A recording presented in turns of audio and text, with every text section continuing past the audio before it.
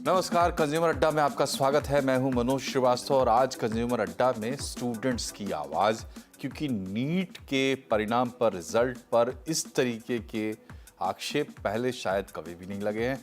पूरे देश में इस वक्त स्टूडेंट्स में रोष है, गार्जियंस में रोष है, जो लोग कोचिंग चलाते हैं, मेंटोर करते हैं, उनमें रोष है रिजल्ट्स को लेकर।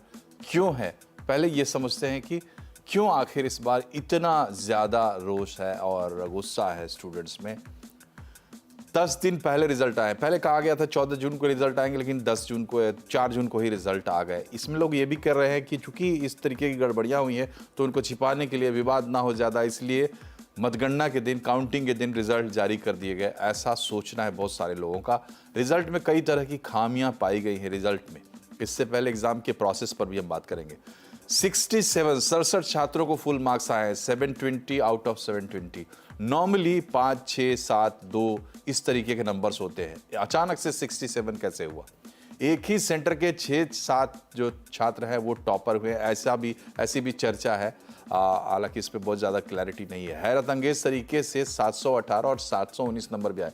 ये इंपॉर्टेंट है क्योंकि यहाँ नेगेटिव मार्किंग का सिस्टम है, तो जो सिस्टम है उसके हिसाब से आपको 720 नंबर आ सकते हैं, टोटल नंबर आ सकते हैं। लेकिन अगर आपने एक भी सवाल गलत किया तो नंबर आपके 716 हो जाएंगे। 17, 18, 19 की गुंजाइश नहीं है। तो ये नंबर कैसे आए? अतार्किक तरीके से बांटे गए ग्रेस मार्क्स भी दिए गए इस बार। और उसके पीछे की टाइम उनका थोड़ा, उनको कम टाइम मिला था तो सीसीटीवी कैमरा में देख के दिया वगैरह वगैरह। एक मॉडल आंसर सीट आती है जिससे स्टूडेंट अपने आंसर्स मिलाते हैं और ये जज करते हैं कि इतने नंबर उनको आ सकते हैं।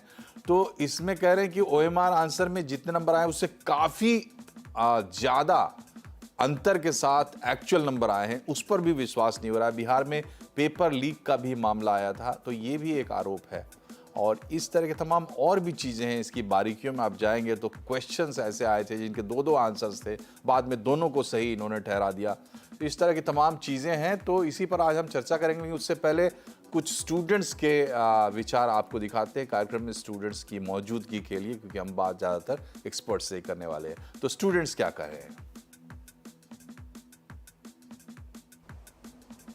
NEET aspirants are saying, I can assure non-NEET aspirants can also say that there are definitely irregularities. There have been some loopholes because it's not a cakewalk or it's not a child's play कि 67 students are scoring full on full, and even after scoring full on full they are not getting AIMS Delhi. And me, I scored 655. That is taken to as a pretty good score, but I can't say anyone now that I scored 655 and getting an MBBS seat. मैं चाहती हूँ कि जो ये normalisation rule लगाया, सबसे पहले ये हटा दिया जाए। जो मार्क्स एक्चुअल आ रहे थे स्टूडेंट्स के वो आए, और जो चीटिंग हुई है उन स्टूडेंट्स को डिस्क्वालीफाई किया जाए, फिर से रिजल्ट डिक्लेयर किया जाए या फिर रीनीट करा जाए, कुछ तो करा जाए। जस्टिस करना चाहिए नीट स्टूडेंट के साथ। पिछले साल 2 बच्चे थे जिनके फुल में से फुल आए थे और एकदम से सडन जंप आया है 67 तक। तो ये समथिंग सस्पिशियस दिखता है कि एकदम से इतने सारे बच्चे थे जिनके फुल में से फुल आ रहे हैं, और उन्होंने जो नॉर्मलाइजेशन कराया है उसके हिसाब से 718, 719 भी आ रहे हैं। तो NTA डिस्क्लोज नहीं कर रहा है कि उन्होंने किस हिसाब से नॉर्मलाइजेशन कराया। उन्होंने दे दिया है कि 20 से लेकर 720 मार्क्स तक का हमने नॉर्मलाइजेशन कराया है, तो वो डिस्क्लोज नहीं कर रहे हैं।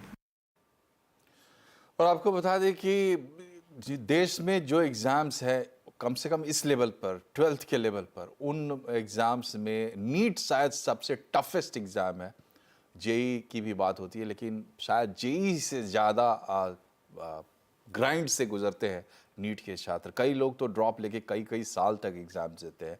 बहुत ही टफ कंपटीशन है। ऐसे कंपटीशन में इस तरीके की जब स्थिति आती है तो वाकई ये सोचने की ज़रूरत है, क्योंकि ये पूरे देश की बात है। Length and breadth of the country इस वक्त इसको लेकर चिंता में है।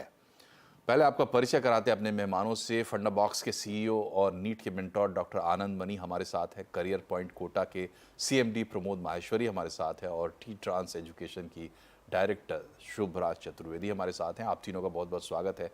डॉक्टर आनंद, ये क्या हो रहा है और क्यों हो रहा है? ऐसा क्यों हुआ?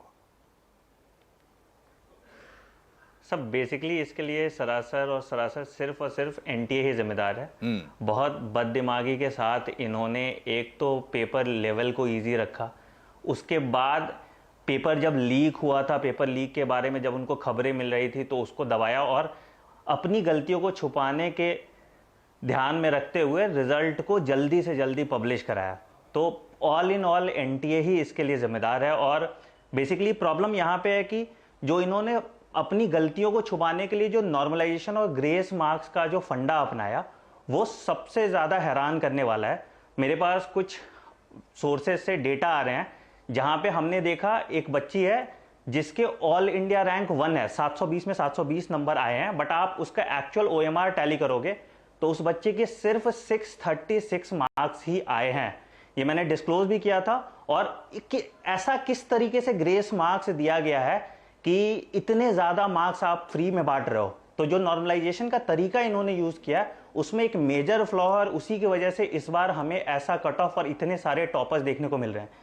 सिर्फ पेपर आसान हो जाने से इतना ज़्यादा कट ऑफ इन्फ्लेट नहीं करता। ये बताइए, देखिए हमारे आम दर्शकों की समझने के लिए, क्योंकि जो लोग एस्पिरेंट है या आपके जैसे लोग हैं वो समझते हैं टेक्निकली नॉर्मलाइजेशन का मतलब क्या है। जी सर, बेसिकली क्या हुआ था कि कुछ सेंटर्स पे थोड़ी दिक्कतें आ गई थी कि उनको पेपर थोड़ा लेट दिया गया था या कोई दूसरा सेट का पेपर दे दिया गया था। तो तभी तो जब अगले दिन ये हंगामा हुआ तो एनटीए ने इसको सरेसर नकार दिया कि ऐसा कुछ हुआ नहीं है। बाद में बिना किसी को बताए इन्होंने बोला कि अच्छा, जितना टाइम आपका लॉस हुआ, लेट्स से कि मुझे पेपर आधा घंटे बाद मिला, तो आधा घंटे के बदले इन बच्चों को बोनस मार्क्स दे दिया गया। और ये बोनस मार्क्स के बारे में कोई चर्चा नहीं की गई जब तक रिजल्ट पब्लिश नहीं हुआ। रिजल्ट पब्लिश होने के बाद जब हंगामा हुआ तब जाके एनटीए ने एक प्रेस रिलीज जारी किया जहां पे बोला कि हमने नॉर्मलाइजेशन करने के लिए, मतलब जो अफेक्टेड स्टूडेंट्स थे उनको बराबर करने के लिए हमने ग्रेस मार्क्स दिया। ग्रेस मार्क्स कितना दिया, कितने स्टूडेंट को दिया, क्या क्राइटेरिया था, इसके बारे में भी अभी तक कुछ भी डिस्क्लोज नहीं किया गया है, जो काफी हैरान करने वाला है। माहेश्वरी साहब, आप तो कोटा से हैं और राजस्थान से सबसे ज़्यादा रिजल्ट होते रहे, इस बार भी सबसे ज़्यादा सफल छात्र राजस्थान से है। आप लोगों की का क्या रिएक्शन है, कैसे आप इसको देखते हैं, क्या मतलब फीलिंग क्या है आपकी? मेरे हिसाब से तो अगर ये नीट का जो रिजल्ट है ये पूरा बोगस है, ये मैन्युफैक्चर्ड है। ये ऐसा नहीं कि कोई बच्चों की परफॉर्मेंस के बेसिस पर रिजल्ट निकाला गया है, ये मैन्युफैक्चर किया है एनटीए के कुछ लोगों ने मिलकर और डिक्लेयर किया गया है। मेरे 30 साल के एक्सपीरियंस में कितना भी सिंपल पेपर बना दीजिए, 1 से लेकर 100 तक की गिनती दिखा दीजिए, 67 स्टूडेंट किसी भी हालत में 720 में से 720 नहीं ला सकते। मैं ओपन चैलेंज देता हूँ, कोई भी करवा लीजिए एग्जाम, कभी भी करवा लीजिए। पहली बात। दूसरी बात, ये जो बोल रहे हैं ना कि हमने बोनस मार्क्स दिए बाद में, ये आफ्टर थॉट आंसर है। ये जब 719 और 718 जो नंबर दिए थे, जिनको किसी भी साइंस से, किसी भी मैथमेटिक्स से एक्सप्लेन नहीं किया जा सकता, उसको जस्टिफाई करने के लिए आफ्टर थॉट है।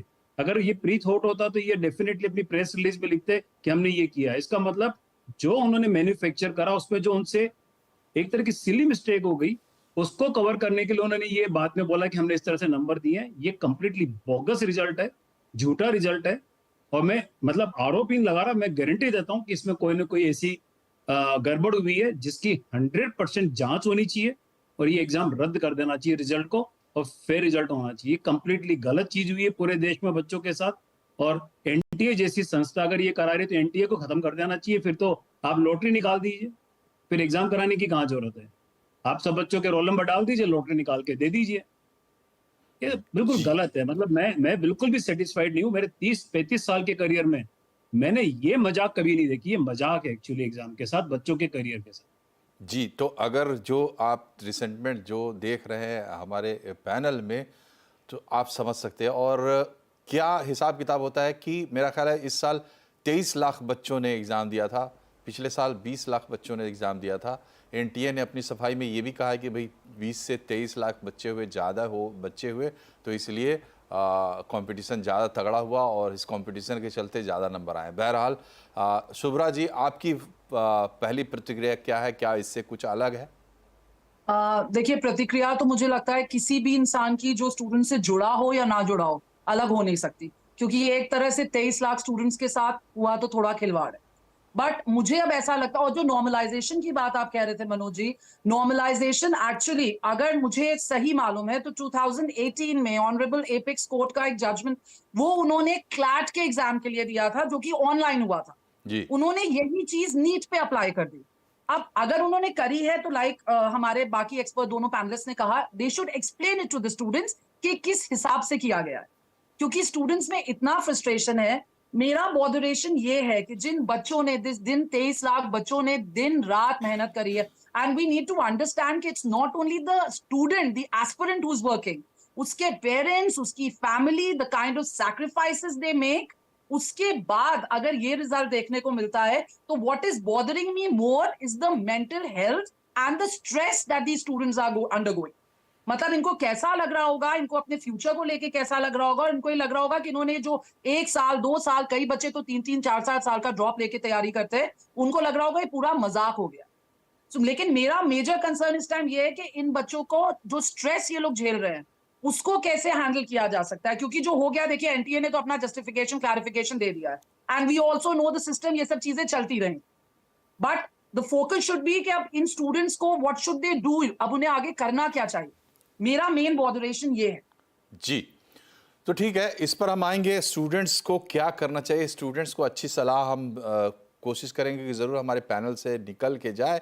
लेकिन जो बात अभी आपके सामने है, ना सिर्फ इस बार जिन लोगों ने परीक्षा दी थी, जिन लोगों को आगे के सालों में परीक्षा देनी है, अगले साल देनी है, उसके अगले साल देनी है, नीट की का प्रिपरेशन जिन बच्चों को करना होता है 6-7 से वो बच्चे प्रिपेयर करते हैं। और मैं अपनी जानकारी के हिसाब से बता रहा हूँ, पैनल भी इस पे अग्री करेगा, वो पूरा लॉट गार्जियन सन उस इस पूरे इकोसिस्टम से जुड़े हुए तमाम लोग बिल्कुल हतप्रभ हैं। उनको समझ में नहीं आ रहा है कि ये क्या हुआ और आगे क्या होने वाला है, क्योंकि पहले ही नीट में इतना प्रेशर है। माहेश्वरी साहब, नॉर्मली कितना नंबर ला के लोग अच्छे एमबीबीएस सीट पाते हैं? लास्ट ईयर तक मैं पहले 2 बातें जोड़ना चाहता हूँ। अब तो अगले साल से मुझे ऐसा सेंटर ढूंढना चाहिए जहां पर पेपर लेट मिले, ताकि मुझे कुछ करना ना पड़े, मुझे ग्रेस मार्क्स मिल जाए और मेरे 720 में 720 आ जाए। ये तो लॉटरी की तरह का काम हो गया ना सर। तो एक तो मेरा पहला एडिशन ये है कि अब तो बच्चों को ऐसा सेंटर ढूंढना चाहिए जहां पे पेपर लेट मिले, ताकि बिना करे नंबर मिल जाए। हालांकि आपने जो क्वेश्चन पूछा उसका जवाब है कि लगभग 620-630 नंबर अगर आ जाते थे तो एक अच्छा मेडिकल कॉलेज मिल जाता था लास्ट ईयर तक। इस बार तो 650-680 वाले भी सोच रहे कि हमें मिलेगा कि नहीं मिलेगा, तो बड़ा कंफ्यूज हो गया। अब तो मतलब किसी को क्लियरिटी नहीं है, पूरा का पूरा देश, सारे पेरेंट्स सब कंफ्यूज है कि आने वाले सालों में हम करें तो करें क्या, क्योंकि एनटीए तो अपनी मर्जी से रिजल्ट निकालता है। तो पढ़कर भी क्या होगा, नहीं पढ़कर भी क्या होगा, क्या नंबर का कोई मतलब ही नहीं रह गया।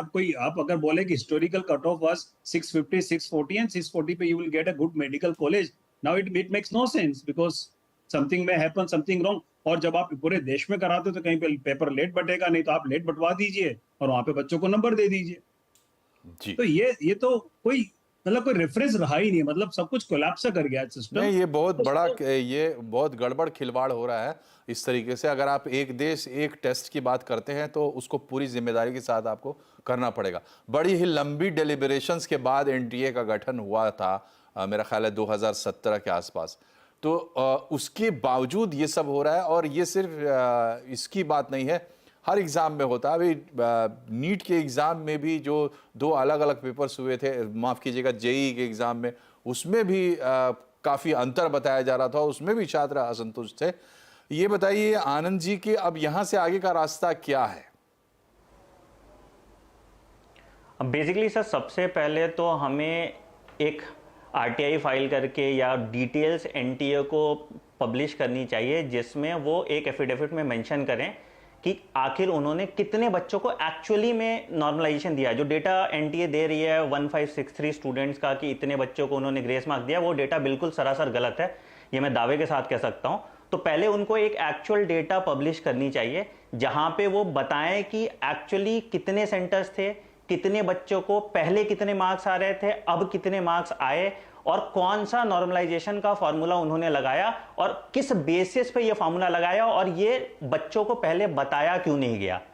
मुझे जहां तक लगता है कि अगर ये नॉर्मलाइजेशन हटा के रिजल्ट को रीपब्लिश किया जाए तो बहुत सारे बच्चों को राहत की सांस मिलेगी, जो बच्चे अभी 630 635 स्कोर कर रहे हैं, मैं रोज इन बच्चों की काउंसलिंग करता था और मैं उनसे पूछता था कि आपके कितने मार्क्स आ रहे हैं। वो बोलते थे 630। तो फिर बच्चे मुझसे पूछते सर हमें सरकारी मेडिकल कॉलेज मिल जाएगा। मैं बोलता था हाँ हाँ टेंशन मत लो, सरकारी मेडिकल कॉलेज मिल जाएगा। मैंने उनसे मेडिकल कॉलेज की किताबें भी खरीदवा दी और मैं उनको फिजियोलॉजी पढ़ाना भी स्टार्ट कर रहा हूँ। अब मैं भी उनके सामने झूठा हो गया कि बेचारे ने मेडिकल कॉलेज जाने का सपना देख लिया था और अभी दूर दूर तक वो सपना साकार होता हुआ नहीं नजर आ रहा। चाहे जैसा कि सर ने अभी बताया कि चाहे पेपर कितना भी ईजी आ जाए, cut off 8 number 7 number 6 number से इन्फ्लेट होता है, कट ऑफ 50 नंबर से इन्फ्लेट नहीं होता है। तो मुझे लगता है कि जब ये ग्रेस मार्क्स को हटा दिया जाएगा और रिजल्ट को रीपब्लिश किया जाएगा तो शायद थोड़ा कट ऑफ नीचे आए और जो ये नंबर ऑफ टॉपर्स इतने सारे हैं ये भी वापस आके 7-8 हो जाएंगे, जो फिर भी बिलीवेबल एक एग्जाम के हिसाब से लगेगा। दूसरा पॉइंट ये है कि आपको जो पेपर लीक हुआ है उसके बारे में भी बिल्कुल एक अलग से गठन करना चाहिए किसी बॉडी का और उसको अच्छे से जांच करना चाहिए ताकि आगे के सालों में लोगों का एनटीए से भरोसा ना उठे और पेपर लीक ना हो इतने प्रेस्टिजियस एग्जाम का। हम बात कर रहे हैं डॉक्टर्स की जिनके हाथों में आपका जीवन है, और अगर वही कॉम्पिटेंट नहीं होंगे और ऐसे डॉक्टर्स बनेंगे जो स्मार्ट नहीं है तो फिर देश का क्या होगा हम भली बात समझ सकते हैं। जी, तो ये पेपर लीक का जो मामला बता रहे हैं ना आनंद साहब, ये एनटीए ने इससे तो साफ इनकार कर दिया है कि नहीं ऐसी कोई बात हुई नहीं है, कोई पेपर लीक नहीं है। तो और दूसरी बात जो ये कह रहे हैं कि भाई सब कुछ ब्लैक एंड व्हाइट आप सामने रखो, तो पारदर्शिता तो तभी आती है जब आपने सही काम किया हो। अगर एनटीए ने सही काम किया है तो एनटीए को पारदर्शिता में कोई दिक्कत नहीं होगी, लेकिन अगर कहीं सही काम नहीं हुआ है तो वो अंतिम दम तक इस बात के लिए लड़ेंगे कि तमाम चीज़ों को ढक छुप के रखा जाए और कुछ खाना पूर्ति करके निकल जाए। बहरहाल यहाँ एक छोटे से ब्रेक के लिए रुक रहे हैं, ब्रेक के बाद वापस लौटेंगे तो स्टूडेंट्स के लिए कुछ सलाह मांगेंगे अपने एक्सपर्ट्स के से। बने रहिए हमारे साथ।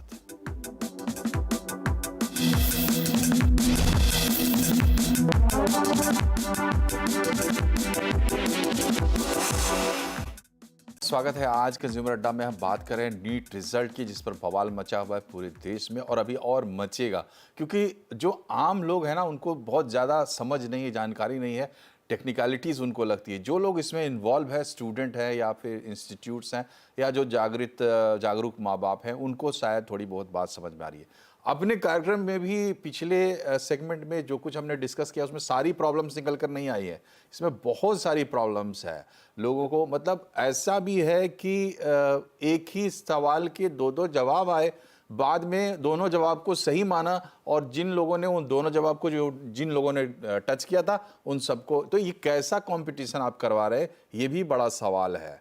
तो माहेश्वरी जी बताइए कि समाधान का रास्ता क्या निकलेगा? जो डॉक्टर आनंद ने कहा, आपने तो शुरू में ही बिल्कुल एक्सट्रीम व्यू दिया था कि इसको रद्द करना चाहिए, रद्द करके भी कैसे काम चलेगा? मतलब क्या रास्ता आप देख रहे हैं इस बैच के लिए?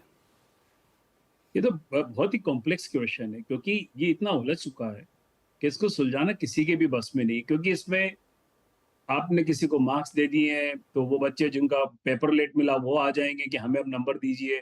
तो it has become so complex to solve now. तो इसका तो सॉल्यूशन मेरी नजर में तो एक ही है कि इसको दोबारा कराना चाहिए और ट्रांसपेरेंट मैनर में कराना चाहिए। क्योंकि आप कोई भी सॉल्यूशन, आप कोई भी इस स्टेज पर आकर कोई भी डिसीजन ले लें, it appears to be partiality to one part. जो बच्चों को नंबर दे दिए पेपर लेट होने के, वो बोलेंगे हमें नंबर दीजिए, हमें क्यों नहीं दिए गए। तो ये तो बहुत कॉम्प्लेक्स सा हो गया है। अब सबसे पहले तो जैसे एक पैनलिस्ट मेंबर ने बोला कि कंप्रेहेंसिव रिपोर्ट रिलीज करना चाहिए बनाकर कि भाई हमने एक्चुअल में करा क्या है, हमने किस बात के किस मार्क्स को दिए, कितने बच्चों को दिए, कैसे दिया। थोड़ा ट्रांसपेरेंट फेयर मैनर में उसको एक बार पब्लिश करें, फिर उसके बाद मेरे साथ से पब्लिक फीडबैक लें कि उसमें क्या करना चाहिए, और अगर कोई सॉल्यूशन निकलता है तो ठीक है, नहीं तो इमीडिएटली इसको रद्द करके दोबारा अनाउंस कर देना चाहिए और ट्रांसपेरेंट मैनर में कराना चाहिए। एनटीए को कराना पड़ेगा, गलती उन्होंने करी है तो उनको दोबारा कराना पड़ेगा। They can't play with the lives of 25 lakh students all across India, वो नहीं कर सकते। अब वो उसकी पेनल्टी तो उन्हीं को लगेगी, अब वो उसकी पेनल्टी उनको लग नहीं रही है और बच्चे सफर कर रहे हैं, पेरेंट्स सफर कर रहे हैं। जी, पेनल्टी भी लगनी चाहिए। दर्शकों की जानकारी के लिए मैं बता दूं, एनटीए जो है मिनिस्ट्री ऑफ हायर एजुकेशन के अंडर फंक्शन करता है और बहुत ही एक एम्बिशियस संस्था है। जो आप न्यू एजुकेशन पॉलिसी की बात कर लीजिए या तमाम जिस पहलू से भी आप बात कर लीजिए, बहुत बड़ा दारोमदार एनटीए पर है। तमाम एग्जाम्स एनटीए करता है और आपको बता दें कि जेई एडवांस के लिए भी बहुत ज़्यादा दबाव बन रहा है। 7 कोर IITs अभी कराती हैं उसको NTA लेने के लिए या NTA के अंदर देने के लिए बड़ा ही प्रेशर चल रहा है। तो मुझे एक तो डर सवाल लगता है, मैं जी आपकी बात को बीच में रोक रहा हूँ, मुझे तो डर लगता है कि अगर जे एडवांस भी इनको दे दिया तो जो नीट में हो जे एडवांस में भी हो जाएगा। जी, सबको आज ये तक डर सता रहा है, मैं- सबको ये डर मैं- सता रहा है, तो एक पूरे सिस्टम पर सवाल खड़ा होता है कि ये सिस्टम आखिर कैसे काम कर रहा है। बहरहाल शुभ्रा जी ये बताइए, जो स्टूडेंट्स बीच मझधार में इस वक्त इसमें फंसे हुए हैं, जैसा आपने ही कहा कि इनकी मेंटल हेल्थ की भी प्रॉब्लम है, कुछ बुरी घटनाएं हमने सुनी भी, उसको हम यहाँ नहीं दोहराना चाहते हैं, लेकिन आपकी सलाह क्या होती है स्टूडेंट्स के लिए फिलहाल? देखिए मनोज जी, एक तो जो है कि जो रिड्रेस मतलब जो उनका NTA से आपके जो ग्रीवियांसेस हैं, आप एक ऑफिशियल चैनल के थ्रू ही जा सकते हैं, वो सब आप करिए। बट मैं स्टूडेंट से ये कहना चाहूंगी, देखिए बहुत सारे केसेस में कहा गया, विदाउट कोटिंग एनीथिंग, हम लोगों ने देखा है कि चीजें 3-3, 4-4 साल तक पेंडिंग रहती हैं। उसके बाद बच्चों के एडमिशन्स भी हो जाते हैं, सब हो जाते हैं, उनका कोर्स कंप्लीट हो जाता है, उसके बाद कहीं आके कोई वर्डिक्ट आता है, उसका कोई मतलब नहीं रह जाता है। यहाँ पे मेजर प्रॉब्लम हो क्या रही है? बच्चों का टाइम लॉस, जो कि पूरी तरह से हो रहा है। तो मेरा कहना यह है कि आप करो, आप सब करो, सोशल मीडिया आउटक्राई, आप लड़ो, आप सफाई मांगो, बट लाइक सर सेड कि ये एग्जाम अगर री एग्जाम होता है तो students need to understand that now they need to focus, they need to put the entire focus on the preparation of the re examination. उनको बहुत ज्यादा जरूरी है कि अगर वो इस चीज की मांग कर रहे हैं कि री एग्जाम करिए, आप एग्जाम को रद्द करिए और री एग्जामिनेशन करिए, तो उनको अपना फोकस री एग्जामिनेशन की तैयारी के लिए लगाना पड़ेगा। क्योंकि जैसा किसी ना किसी पार्ट के लिए तो ये अनफेयर होगा, and it's not going to be that easy Manoj ji, ये हम सब जानते हैं। चाहे उसे रद्द कराना, चाहे NTA का जस्टिफिकेशन आए, ये सब बहुत आसान नहीं होने वाला, और किस हद तक होगा हम में से किसी को ये भी नहीं मालूम। तो वो सब कुछ करें बच्चे, but they should focus more on the preparation and then backup plan कि अब करना क्या है, what if nothing is done about it. मान लीजिए हाइपोथेटिकल सिचुएशन लेके चलते हैं कि इतने ह्यू एंड क्राई के बाद भी कुछ नहीं होता, फिर क्या? They will have to accept it.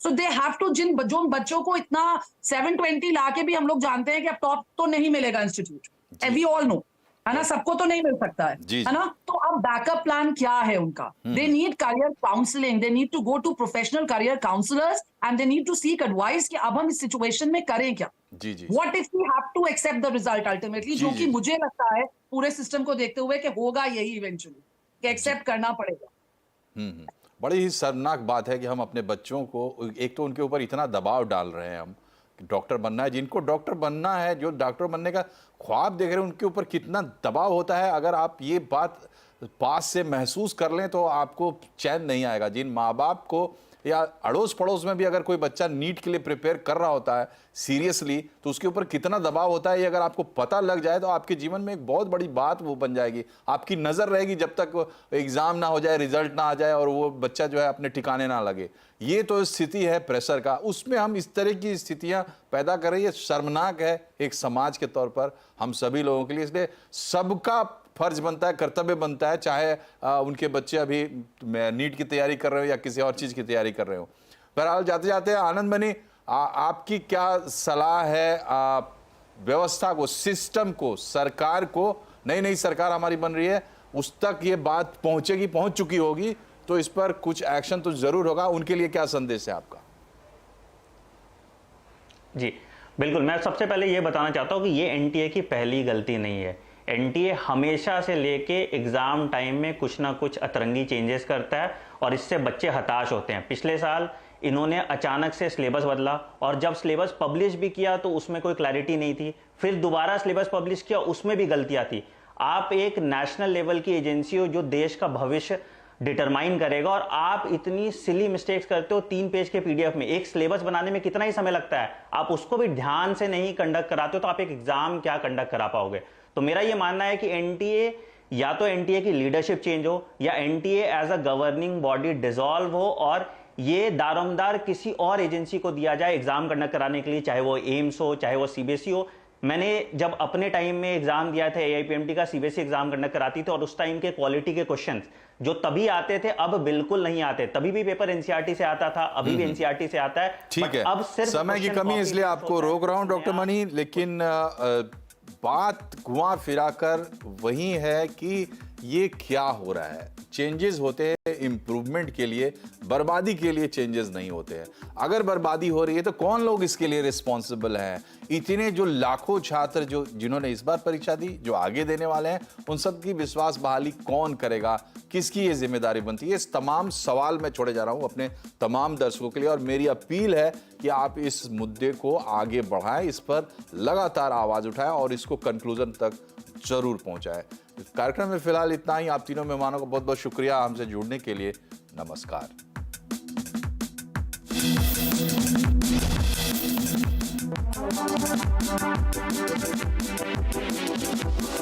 Mongia Steel presents Majboot